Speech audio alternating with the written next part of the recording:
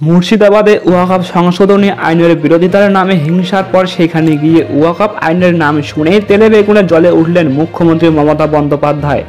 স্পষ্ট বলে দিলেন, ওয়াকফ নিয়ে আমি আর বলবো না, আমাকে প্ররোচিত করবেন না। যদিও এই নিয়ে বেশ কয়েকটি কথা বলেন তিনি। বলেন, এটা নিয়ে আর গোলাগুলি করবেন না, যদি করেন সব থেকে বড় শত্রু আমি হব।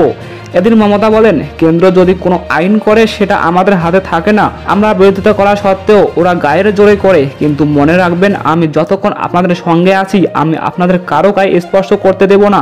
আমরা সবাই আপনজন, আমরা কেউ কারো বিরুদ্ধে নই। বক্তব্যের একেবারে শেষের দিকে মমতা বন্দ্যোপাধ্যায়কে পিছন থেকে ওয়াকফ নিয়ে কিছু বলার জন্য অনুরোধ করছিলেন মঞ্চে উপবিষ্ট কোনো তৃণমূল নেতা। তখন মুখ্যমন্ত্রী রীতিমতো মেজাজ হারিয়ে বলেন, ওয়াকফ নিয়ে আমি আর বলবো না, আমাকে উত্তেজিত করবেন না। ওয়াকফ নিয়ে আমাদের এখানে কোনো প্রশ্ন নেই। যদি ওয়াকফ নিয়ে আন্দোলন করতে হয় দিল্লিতে যান, এখানে নয়। বাংলায় আপনাদের কোনো সমস্যা নেই। আমি কোনো ধর্মের জমি অধিকার করি না। আর আদালতের স্থগিতাদেশ রয়েছে, আপনারা জানেন ব্যাপারটা বিচারাধীন।